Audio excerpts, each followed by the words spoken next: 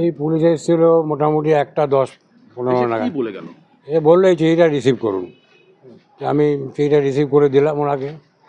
হ্যাঁ, আর তো কিছু কথা হয়নি ওদের সঙ্গে। কতজন মিলে এসেছিল পুলিশ? ওরা টিটাগড় থানা থেকে একজন আর সিভিলে দুজন, একজন বাইরে দাঁড়িয়েছিল আর একজন ভেতরে ঢুকেছিল। কি বললো চিঠি দেওয়ার পর?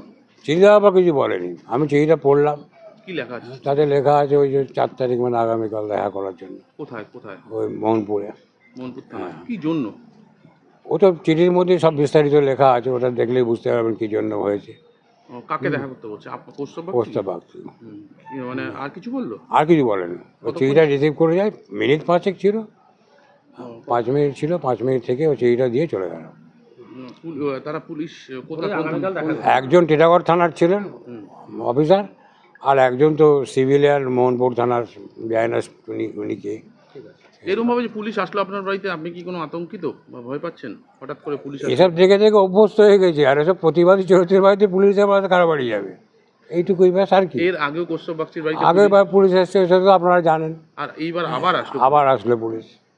ভালো প্রতিবাদ করতে গেলেই কি এরকম ভাবে পুলিশের ধর্ষণ? একদম একদম, এটা সারাক্ষণ টিভিতে তো দেখছি, আপনাদের চ্যানেলে দেখি, বিভিন্ন চ্যানেলে দেখি, প্রতিবাদীদের বাড়িতেই হচ্ছে পুলিশ। আপনার নামটা কাকু? আমার নাম কুশল বাগচি, ফাদার অফ কৌস্তব বাগচি।